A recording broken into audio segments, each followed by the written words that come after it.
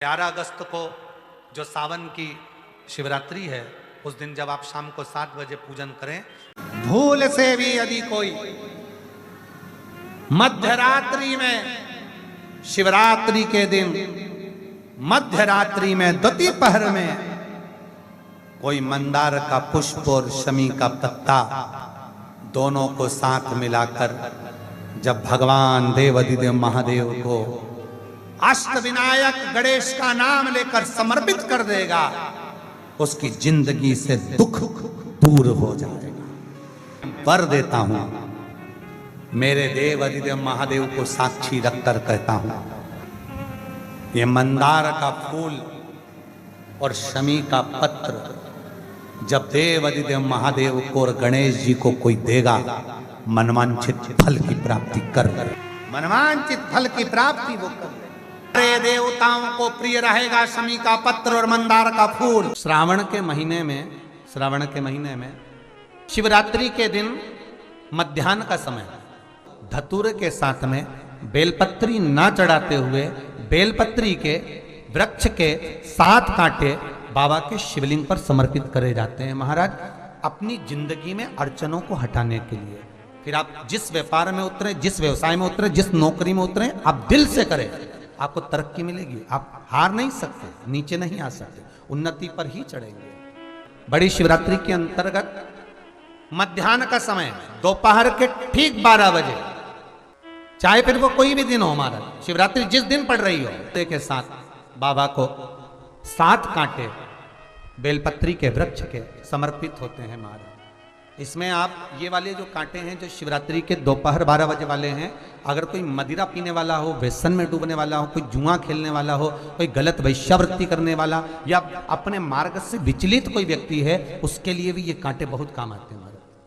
आप किसी कामना से अगर शंकर जी की आराधना कर रहे हैं या आप शिवरात्रि पर व्रत करें ना करें, आप प्रयास करना, एक कामना कर कर शंकर जी के शिवलिंग का और शंकर जी की जो जलाधारी है उसका शाम के समय, प्रदोष के समय पर, शिवरात्रि के दिन सफेद पुष्प की पंखड़ियों से शिव का श्रृंगार करना प्रारंभ कर दीजिए। जिस मंदिर में कोई नहीं जाए उस मंदिर में जाकर आप शिव का श्रृंगार करिए, श्रृंगार करो। दूसरा शिवरात्रि आएगी ना, दूसरी महीने की जब शिवरात्रि आएगी तो आपको मालूम पड़ेगा कि आपने शंकर का जो पुष्प का श्रृंगार करा था, श्वेत पुष्प की पत्तियों का, सफेद फूल की पत्तियों का, कुंदकेश्वर महादेव के नाम से जो श्रृंगार करा था, उसका लाभ क्या हुआ। सफेद पुष्प की पंखड़ियां, कुंदकेश्वर महादेव। हम तो सबसे कहते हैं आपकी फैक्ट्री ना चले, आपकी दुकान ना चले, आपका व्यापार ना चले, आप मेहनत करो, कर्म करो और फल शंकर के भरोसे पर। जिसको शुगर की बीमारी रहती है उसको कुछ नहीं करना चाहिए। 12 महीने की एक शिवरात्रि जो भी आएगी, बड़ी शिवरात्रि, मुख्य शिवरात्रि के दिन जो सांबर की फली होती है ना, सांबर देखा आपने, वो लंबी फली होती है, कड़ी में डालते हो, सूरजना की फली, उस सूरजना की फली की जो पत्तियां होती हैं, 31 पत्ती के झूमर को तोड़ लीजिए और तोड़कर धोकर शंकर भगवान पर शिवरात्रि के दिन रात्रि को 12 बजे समर्पित कर दीजिए। चढ़ाने के बाद में उस पत्ती को चढ़ाकर 1 लोटा जल चढ़ा दीजिए, पत्ती को वापस उठा लाइए और पानी को उसी शिवरात्रि के दिन उस पत्ती को आधा लीटर पानी में उकाल लीजिए। 250 ग्राम पानी हो जाए जब तक उकालो। उकालने के बाद ठंडा कर कर श्री शिवाय नमस्तुभ्यम कहकर शंकर जी के ऊपर शिवरात्रि के दिन ही रात्रि को 12 बजे से जब उकाल कर लिया, 2 बजे, 1:30 बजे, 2:30 बजे, कभी भी शंकर जी पे वापस चढ़ा दीजिए। एक कटोरा लगा दो नीचे, उसमें उस जल को झेल लीजिए। उस जल को केवल 15 दिन सुबह के समय पर जल को पीना प्रारंभ कर लीजिए। 15 दिन के बाद शुगर लेवल पर आ जाएगी। उसके बाद कभी आप कितना भी मीठा खाओ, चाहे कितनी भी जांच करा, शुगर ना तो ऊंची ना नीची, बराबर पर चलती रहेगी, कभी ऊपर नीचे नहीं। 5 चीजों का स्मरण करिएगा। दूध लक्ष्मी की वृद्धि कराता है, दही परिवार को एकत्रित करता है, शहद रोग बीमारी को दूर भगा देता है, घी घृत वंश की वृद्धि कर देता है, कोई घात मनुष्य के लिए आ रही है उसको रोक देता है, शक्कर मिष्ठान परिवार में अगर कहीं कोई क्लेश चल रहा है, कोई बहुत ज्यादा क्लेश चल रहा है, शक्कर उसको रोक देती है। शिव को समर्पित होने वाली एक एक वस्तु, शंकर को समर्पित होने वाला एक एक पदार्थ, शिव को समर्पित होने वाली एक एक चीज भगवान स्वतः स्वीकार कर कर जीवन का एक आनंद सुख दे देता है, अपने आप में एक सुख प्रदान करता है। कितना भी बेटा क्रोधी हो, जिद्दी हो, चाहे अपशब्द कहने वाला, बेटा कितना भी जिद्दी हो, कितना भी क्रोधी हो, गलत संगत पर भी चल रहा है, तो निवेदन है शंकर के मंदिर में लाल चंदन और शहद, इन दोनों को बेटे का हाथ लगवाकर, जो गलत संगत में जा रहा है, क्रोध कर रहा है, चिड़चिड़ कर रहा है, बेटे से लाल चंदन और शहद का लेपन शिवजी के शिवलिंग पर जरूर करवा।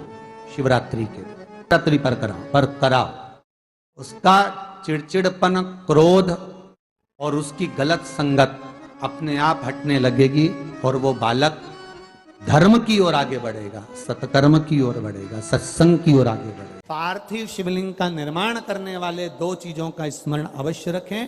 पहला, मिट्टी के अंदर जब हम मक्खन, दूध या गाय का घी डालकर शिवलिंग का निर्माण करते हैं, जिसके घर में वंश नहीं बढ़ता, 20 साल, 25 साल, 15 साल, 12 साल हो गए हों और जिसके घर में बच्चा ना हुआ हो, हम उनसे भी निवेदन करेंगे कि प्रत्येक प्रदोष, प्रत्येक शिवरात्रि, हर महीने प्रदोष आती है, हर महीने शिवरात्रि आती है, प्रत्येक शिवरात्रि, प्रत्येक प्रदोष को आप मिट्टी के अंदर मक्खन या गाय का दूध या गाय का घी, देसी गाय का मिलाकर शिवलिंग बनाकर उसकी पूजन करना प्रारंभ करें। 1 साल पूरा नहीं होगा, भले 20 साल हो गए होंगे, पर आपका गर्भ जरूर ठहरेगा, ये निश्चित।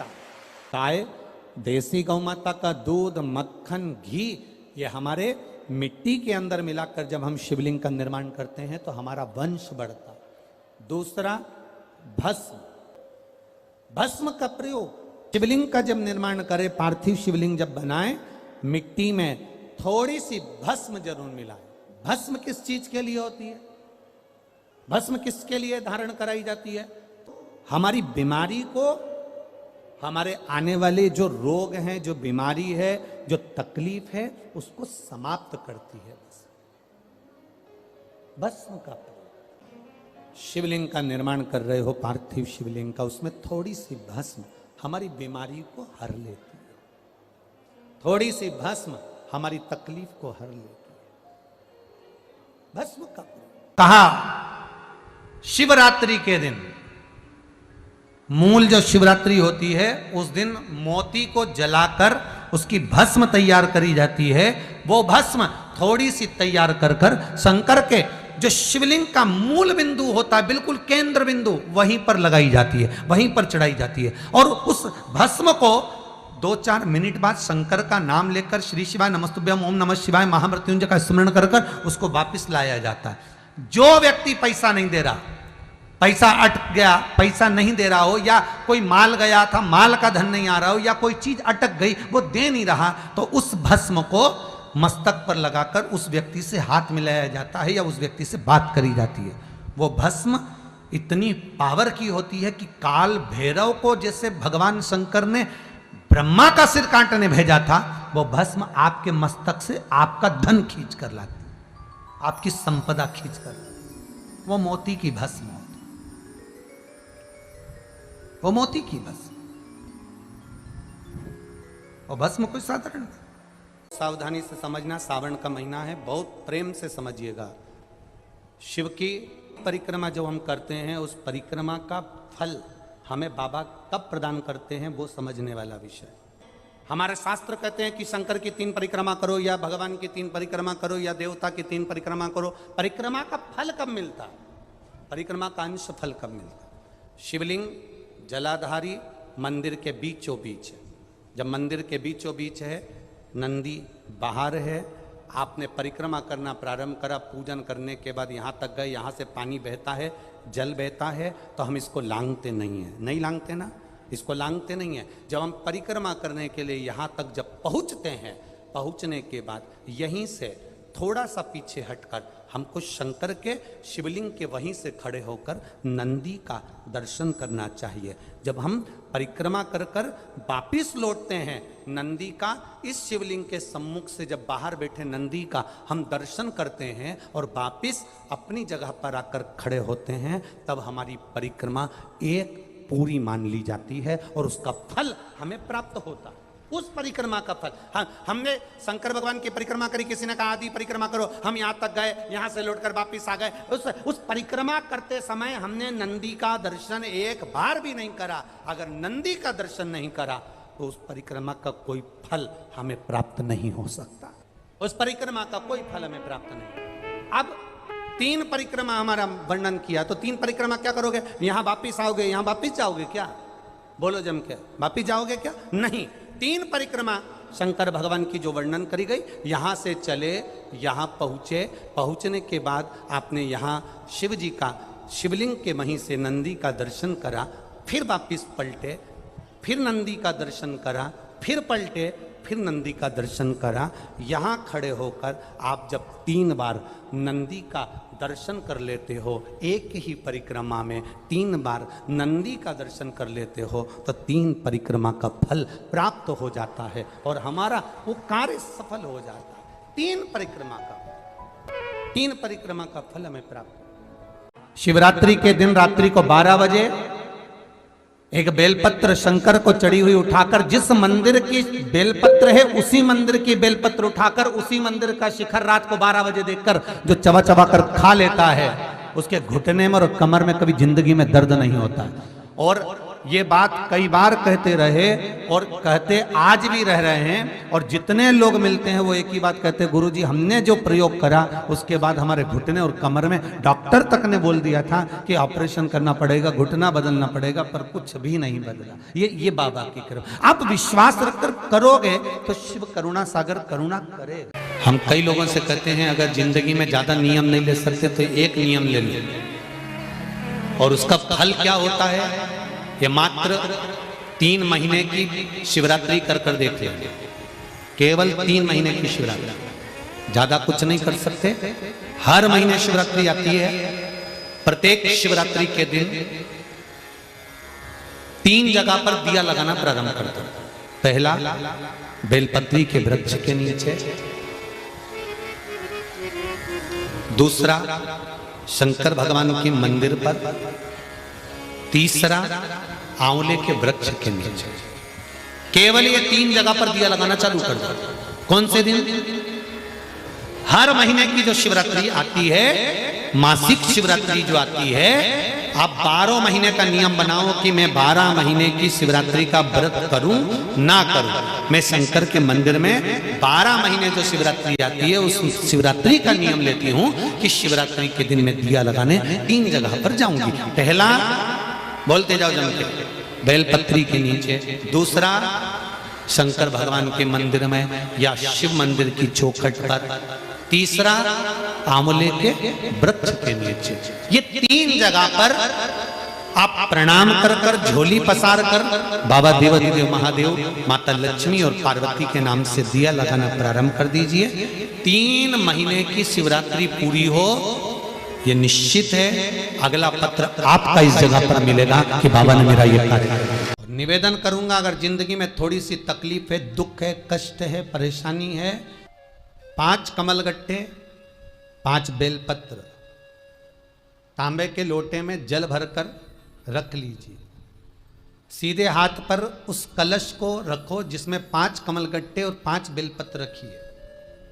श्री शिवाय नमस्तुभ्यम, इस मंत्र का 5 बार स्मरण कर कर आपको जो तकलीफ है उसको हृदय चित्त से धरकर मस्तक से कलश को लगाकर किसी एकांतेश्वर महादेव पर, किसी वृक्ष के नीचे विराजमान हो, ऐसे एकांतेश्वर महादेव पर अपनी कामना कर कर वो जल समर्पित कर दो। 1 बेलपत्र, 1 कमलगट्टा उठाकर अपने घर पर लेकर आ जाओ। जो तकलीफ बहुत ज्यादा हो रही है 5 दिन में आपको मालूम पड़ जाएगा, 5 दिन में अंतर आ जाएगा। 5 पुष्प में पहले नंबर का पुष्प है पारिजात का पुष्प, दूसरे नंबर का पुष्प है, बोलते जाओ ले लिए, कनेर का पुष्प, तीसरे नंबर पर पुष्प है शमी का पुष्प। चौथे नंबर पर पुष्प है मंदार आकड़े का पुष्प। और पांचवें नंबर पर जो पुष्प है वो है धतूरे का पुष्प। अब इन पुष्पों के अलावा भी कई पुष्प देव अधिदेव महादेव को चढ़ते हैं, उनका एक अलग अलग नियम है। पर पंच पुष्प जो पूर्णता कहते हैं, बेलपत्री का मात्र स्पर्श, जब बेलपत्री चढ़ाने वाला डंडी को पकड़कर चढ़ाता है, मैं समझ जाता हूं कि ये कहीं ना कहीं चिंताग्रस्त है। जब बेलपत्री चढ़ाने वाला मध्य भाग को पकड़कर चढ़ाता है, मैं समझ जाता हूं कि इसकी ग्रह दशा के अंतर्गत घर में इसको चिंता बहुत है। जब बेलपत्री दो पत्तियों का स्पर्श कर कर चढ़ाता है, मैं समझ जाता हूं संतान के रोग और बीमारी का तकलीफ है। जब बेलपत्री बीज की पत्ती को पकड़कर वो मुझे समर्पित करता है, मैं समझ जाता हूं इसको वैभव और धन की कमी है। जब बेलपत्री थोड़ी सी भी गीली होती है, जब वो चढ़ाता है, मैं समझ जाता हूं कि इसके तन में कोई रोग समाया हुआ है। बेलपत्री में कोई डूट पीछे रह जाता है और ये समर्पित करता है, मैं समझ जाता हूं अदालत का कोई केस चल रहा होता है। बेलपत्री का मात्र एक स्पर्श तक बता देता है कि बेलपत्री चढ़ाने वाला किस भाव से बेलपत्री चढ़ा रहा है और चढ़ाकर महादेव ने उसको कैसे स्वीकार करा। ये तक हमारा स्कंद पुराण, लिंग पुराण और शिव पुराण बता देता है कि बेलपत्री चढ़ाने का तरीका क्या है। दुनिया के लोगों बेलपत्री का स्पर्श मात्र बता रहा है, स्पर्श मात्र। शिव पुराण कह रही है तुलसी की जड़ को घिसकर हरि चंदन बनता है, बेलपत्र की जड़ को घिसकर शिव चंदन बनता है।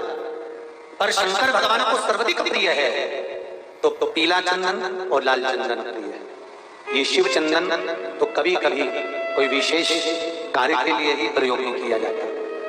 खुद का मकान भी नहीं, खुद का प्लाट भी नहीं, खुद की प्रॉपर्टी भी नहीं, बहुत संघर्ष की जिंदगी जी रहे हो, ठेला धका रहे, लॉरी चला रहे, गाड़ी चला रहे, ऑटो चला रहे, अपने लिए करने का प्रयास करना। घर में जितने सदस्य हैं 12 महीने शिवरात्रि आती है, एक बेलपत्र अशोक सुंदरी वाली जगह पर डंडी का मुंह नीचे की ओर, दूसरी बेलपत्र माता पार्वती जी के हस्त कमल पर। ये दो पत्ती जो होती है, इस पत्ती के दो भाग शिवलिंग के बीच में हो। तीसरी बेलपत्र भगवान शंकर के शिवलिंग पर, डंडी का भाग आपके विपरीत दिशा में हो, विपरीत दिशा में। चौथी बेलपत्र भगवान शंकर का जहां से जल बहकर जाता है, जमीन पर जो जल बहता है, जमीन पे से जो जल बहकर जाता है, चौथी बेलपत्र उस जमीन के जल पर जहां से वो पानी बहकर जा रहा है, पूरे शिवलिंग को छोड़कर जहां से पानी जमीन पर बहकर जा रहा है उस स्थान पर। और पांचवी बेलपत्र नंदी का जो पांव ऊपर उठा हुआ है उस पांव के पास में पांचवी बेलपत्र समर्पित करना। एक शिवरात्रि से लेकर 12 शिवरात्रि जो एक वर्ष तक कर लेता है, एक वर्ष अपनी कड़ी मेहनत के साथ में मेहनत पूरी करना। और ये 5 बेलपत्र हर महीने जो शिवरात्रि आती है उस पर समर्पित करना प्रारंभ कर दीजिए और मेहनत करना प्रारंभ कर दीजिए। आपको आपके कर्म का फल मिलेगा, साल भर के अंदर आप अच्छे बनकर बैठ सकते। शिवरात्रि 12 महीने आती है, 12 हर महीने शिवरात्रि। एक बेलपत्र, एक धतूरा, एक शमी पत्र और एक सफेद पुष्प, एक आखा चावल का दाना, एक चावल का दाना, एक सफेद पुष्प, एक धतूरा, एक बेलपत्र, ये सब हाथ में लेकर अगर तुमको ऐसा लगता है कि आपको ऐसा महसूस होता है कि मेरी सारी राहें बंद पड़ी हुई है और मैं जिस काम में हाथ डालता हूँ वो काम आज होता ही नहीं, दिन लग जाते हैं। जब दुनिया के लोगों के पास में सुख आ जाता है तब भगवान मुझे सुख देता है, जब दुनिया का भला हो जाता है तब मेरा भला होता है। भगवान मेरी सुनता नहीं, सब राहें बंद है मेरी, कोई रास्ता सूझ ही नहीं रहा। अगर मैं फसल लेने की सोचता हूं तो फसल नहीं आती, काम करने की सोचता हूं तो काम नहीं होता, कुछ ना कुछ टेंशन मेरी जिंदगी में है। तो कभी मौका मिल जाए जिस दिन तुम्हारे हाथ में ये सभी चीजें हों, बेलपत्र, धतूरा, पुष्प, शमी पत्र, चावल का एक दाना, ये सब तुम्हारे हाथ में हो और शिवरात्रि का दिन हो, 12 महीने कोई सी भी शिवरात्रि का दिन हो, उसी शिवरात्रि के दिन जिस दिन आप दोपहर में मंदिर चले जाएं या शाम को जाएं या सुबह जाएं, कभी भी, पर शिवरात्रि के दिन अपने हृदय में ध्यान कर कर और त्रिपुरारी नाम का स्मरण कर कर। कौन सा नाम? त्रिपुरारी। नाम का स्मरण कर कर भगवान शिव से अपने मन की बात कहकर भोला सब दुख काटो त्रिपुरारी नाम का स्मरण कर कर हाथ में लेकर भगवान शिव के शिवलिंग पर अगर हम समर्पित कर देते हैं तो ये निश्चितता है राहें अपने आप खुलना प्रारंभ हो जाती है और कार्य में सफलता। त्रिपुरारी नाम सुख देने वाला, हमारे सामने जो विघ्न आ रहा है, हमारे सामने जो कहीं ना कहीं तकलीफ आती है, उस विघ्न को समाप्त कर दे वो त्रिपुरारी।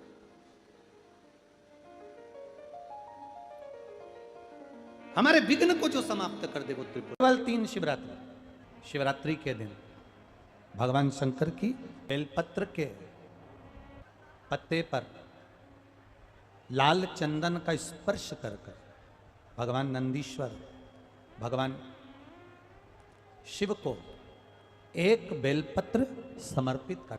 अगर कोई विषम परिस्थिति हमारे सामने आ जाती है, कोई प्रशासनिक विवाद हमारे सामने आ जाता है, कोई विषम परिस्थिति में जब हम फंस जाते हैं, विषम परिस्थिति में जब हम फंस जाते हैं, विषम परिस्थिति में जब हम आ जाते हैं और विषम परिस्थिति जब हमारे सामने खड़ी हो जाती है, उस समय पर बेलपत्री के मध्य भाग में, इस बेलपत्री के मध्य भाग में लाल चंदन का एक थोड़ा सा भाग लाल चंदन का लगाकर देखो, रोली कंकु अलग होता है और लाल चंदन अलग होता है। नहीं तो कई लोग कहें कि रोली कंकु एक ही है, मतलब रोली कंकु और लाल चंदन एक है, तो दोनों में अंतर है, लाल चंदन अलग होगा और रोली कंकु अलग होगा। है अगर विषम परिस्थिति में अगर हम हैं और ऐसा लग रहा है कि ये परिस्थिति हमारे को परेशान कर रही है या प्रशासन कहीं ना कहीं हमको कुछ ना कुछ ऐसा क्रम बन रहा है कि हमें तकलीफ आ रही है, तो उस जगह पर केवल 3 शिवरात्रि। कितनी शिवरात्रि? केवल 3 शिवरात्रि। हर महीने शिवरात्रि आती है, किसी भी शिवरात्रि पर, प्रत्येक महीने शिवरात्रि आती है, किसी भी 3 शिवरात्रि पर लाल चंदन बीच वाली पत्ती पर लगाकर अशोक सुंदरी का स्थान छुआकर नंदीश्वर का नाम लेकर भगवान शंकर को अपने दिल की बात कहकर समर्पित कर दी जाती है। और उसी बेलपत्र को कुछ क्षण तक रखने के बाद मंत्र का स्मरण कर कर श्री शिवाय नमस्तुभ्यम बोलो, पंचाक्षर मंत्र नमः शिवाय बोलो, षडाक्षर मंत्र ओम नमः शिवाय बोलो, चाहे महामृत्युंजय मंत्र बोलो, जो तुमको याद हो उस मंत्र का स्मरण कर कर उस बेलपत्र को वापिस उठाकर अपने घर पर लाया जाता है। 3 शिवरात्रि अगर दिल से कर ली जाए तो कैसा भी विवाद चल रहा हो, प्रशासनिक कैसे भी झमेले चल रहे हों, वो सुलझ जाते हैं, उसमें हमें राह मिल जाती है, उसमें हमें सहजता मिल जाती है, उसमें हमारी सुलभता हो जाती है। आपने मिट्टी का शिवलिंग बनाया, पार्थिव शिवलिंग बनाया। कई माताओं की आदत रहती है थाली की किनार से हाथ को पोंछकर उसको भी लेकर शिवलिंग में लगा दे। कई मेरी जीजियों की, कई मेरे जीजाओं की, कई मेरी माताओं की, कई मेरे बेटियों की, कई मेरे बेटाओं की आदत रहती है। की आदत क्या होती है? पार्थिव शिवलिंग का निर्माण करेगी, मिट्टी इसमें भर लेगी, सब कुछ कर लेगी। आप मिट्टी इसमें मिलाओ, मिट्टी मिलाने के बाद में आप उसका पार्थिव लिंग का निर्माण भी कर लो, मना नहीं है। पर निर्माण करने के बाद में जब पार्थिव शिवलिंग का निर्माण कर लो, उस समय पर हाथ को इस तरह से पोंछ कर फिर शिवलिंग में उस माटी को लगाना, यह श्रेष्ठता नहीं है। पार्वती जी ने पार्थिव लिंग निर्माण के समय पर एक छोटा सा भाव प्रकट कर दिया। तब शंकर भगवान ने कहा, पार्वती, हे पार्वती, तुमने पार्थिव लिंग निर्माण के समय पर माटी को अपने हाथ से खरोच कर लगाया है, तो तुम्हें भी संतान की जो प्राप्ति होगी वो शरीर के उपटन से ही संतान की प्राप्ति। और सुनो पार्वती, तुमने वो माटी को बाद में अंकित किया गया है, इसलिए तुम्हारे पुत्र का शीश कटकर फिर वापिस अंकित किया जाएगा, पुनः फिर लगाया जाएगा। शिवाराधना में मिट्टी को बनाओ,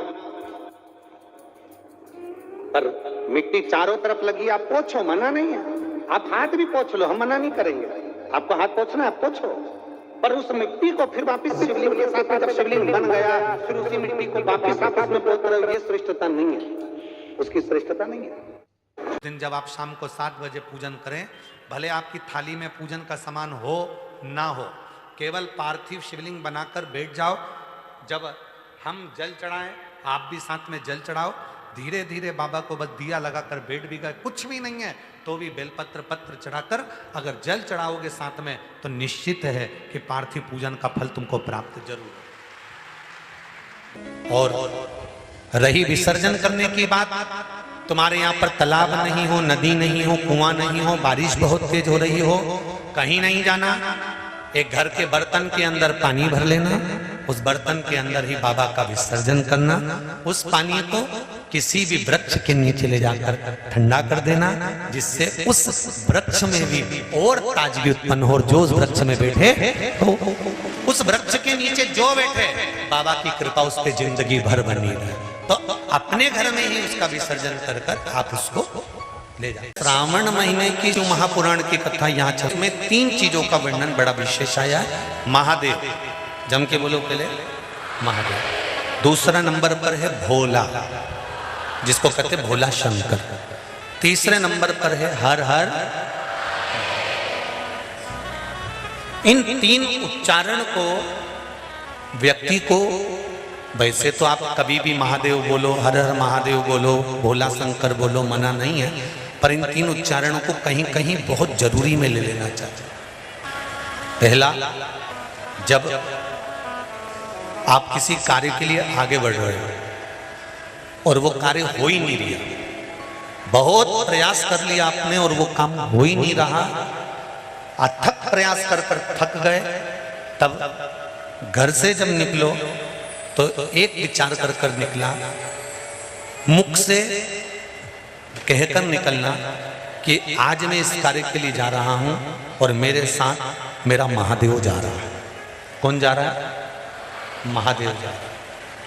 वापिस आओगे, ज्यादा से ज्यादा ये होगा 15 दिन, 20 दिन, 25 दिन, 30 दिन लगेंगे। जो कार्य कर कर आए हो उसका रिजल्ट आपके पक्ष में जरूर आएगा, क्योंकि महादेव को आप साथ लेकर जाते हैं।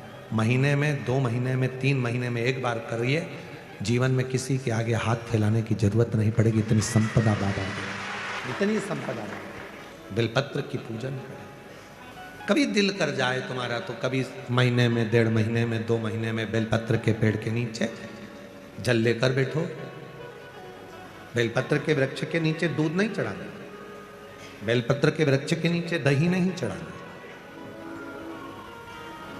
शहद भी नहीं चढ़ाना। बेलपत्र के वृक्ष के नीचे जब आप बैठते हैं, बेलपत्र पूजन का एक विधान होता है कि जब हम बेलपत्र की पूजन करते हैं तो 2 कलश पानी के भरे हुए, एक अपने सीधे हाथ की ओर, एक उल्टे हाथ की ओर रखा जाता है। पूजन की थाली बीच में रखी जाती है। 2 बत्ती का, लंबी बत्ती का, 2 बत्ती लंबी घी की जलाई जाती है। लंबी बत्ती बेलपत्र के वृक्ष के नीचे 2 बत्ती लंबी जोड़ा बनाकर उसको जलाया जाता है। फिर दोनों हाथ में कलश में जल है। बेलपत्र के वृक्ष के नीचे दोनों हाथों का जल धीरे धीरे शिव जी का स्मरण कर कर, नारायण लक्ष्मी का स्मरण कर कर, माँ आदिशक्ति गौरा का स्मरण कर कर, रिद्धि सिद्धि गणेश का स्मरण कर कर उसको चढ़ाओ। प्रार्थना करो, विनय करो, मेरे जीवन में बहुत कष्ट है, उसको मिटाना है आपको। शिव आपसे प्रसन्न होते हैं, वैसे मेरी जिंदगी भी प्रसन्न करना है आपको। जल चढ़ाकर दोनों पात्रों का थोड़ा थोड़ा जल कलश में बचा लेना है, पूरा पात्र खाली नहीं करना है, दोनों को वापस रखना है।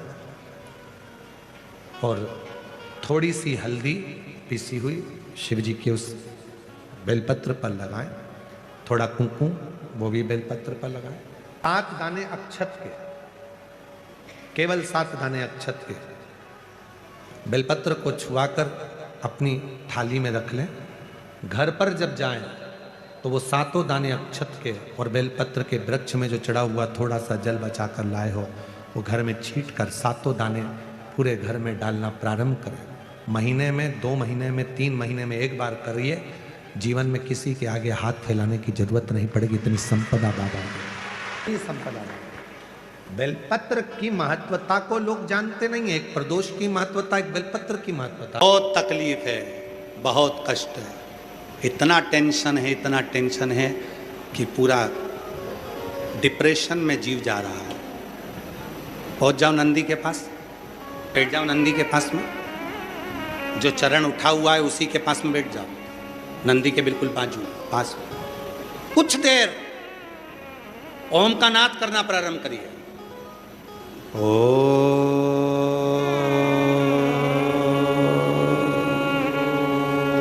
जब हम नंदी के चरण के पास में बैठकर ओम का नाद करते हैं, अभी आप 2 क्षण के लिए, अगर आपके आमने सामने से कोई नहीं जा रहा हो तो आप बड़े प्रेम से, बहुत भाव के साथ अपना सीधा चरण थोड़ा सा खड़ा करिए, जितने जमीन पर बैठे हैं वो 2 क्षण के लिए बस कर देखिए। 2 क्षण के लिए सीधा चरण आगे करो और 5 बार ओम का नाद कर देखिए। कमर दुख रही है, पीठ दुख रही है, सिर दुख रहा है, डिप्रेशन हो रहा है, टेंशन है, 5 बार ओम का उच्चारण करना है आपको। केवल चरण आप इस तरह से इसको चरण को रख लो, बस केवल इस चरण को खड़ा करो और साथ में ओम का लंबा नाद करेंगे, सब साथ में बोलेंगे। सबके मुख से शब्द निकलना चाहिए और अच्छा लंबा स्वर निकलना चाहिए, अच्छी आवाज निकलना चाहिए, एकदम गुप्त चुप रहकर नहीं, लंबा स्वर।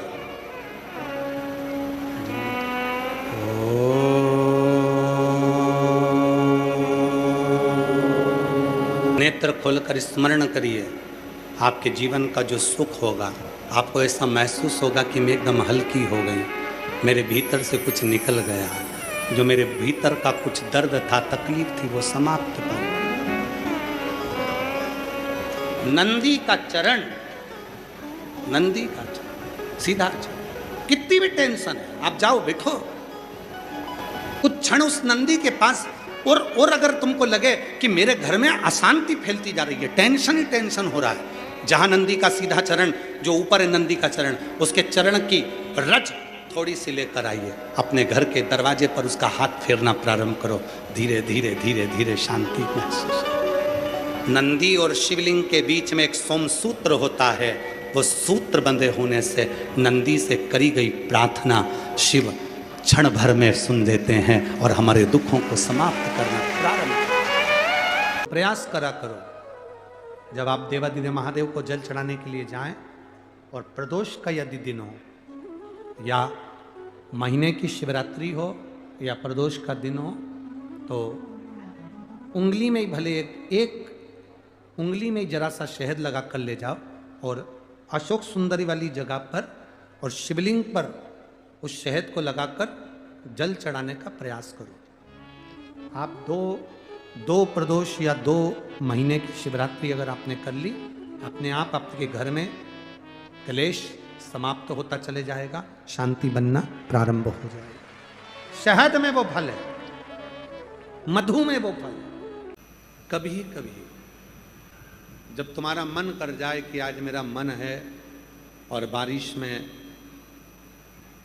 बरसात में बहुत सारी दुर्वा आ जाती है, बहुत सारी दुर्वा आ जाती है, तो कभी कभी जैसे ये शिवलिंग है और दुर्वा की माला बनाकर इस शिवलिंग पर उस माला को बीच में से पूरी जोड़ेंगे नहीं, आधी माला, मतलब कटी हुई होना चाहिए, जुड़ी हुई नहीं होना चाहिए। माला को ये अशोक सुंदरी वाली जो जगह है, यहाँ से दुर्वा की माला चढ़ाते चढ़ाते चढ़ाते चढ़ाते शिवलिंग पे से माँ जगतजननी की पीठिका तक वो माला जाए। अभी बारिश में दुर्वा आ जाती है, सावन के महीने में, आषाढ़ के महीने में, कुंवार के महीने में, कार्तिक के महीने में, जब तुम्हारा मन पड़ जाए और अगर तुम्हारे बगीचे में दुर्वा मिल जाती हो, तो हर महीने भी अगर आपने यहाँ अशोक सुंदरी से दुर्वा की माला बनाई और उस माला को यहाँ से चढ़ाते चढ़ाते चढ़ाते चढ़ाते ऐसे शिवलिंग पर समर्पित करते हुए अपने उंगली पर थोड़ा सा घृत लगाकर बीच में एक बिंदी लगा दें और बाबा को अपने मन की कामना कहकर आप वापिस अपने घर पर आ जावे। 2 या 3 बार आप अगर दुर्वा की माला समर्पित कर देते हैं तो जो भी मन की कामना होती है मेरा देव अधिदेव महादेव पूर्ण जरूर कर। उस दुर्वा की माला में वो बल होता है जो शिव को हमारी ओर केंद्रित कर। दुर्वा की ही कंठी, दुर्वा की ही माला बनाकर, दुर्वा की ही माला बनाकर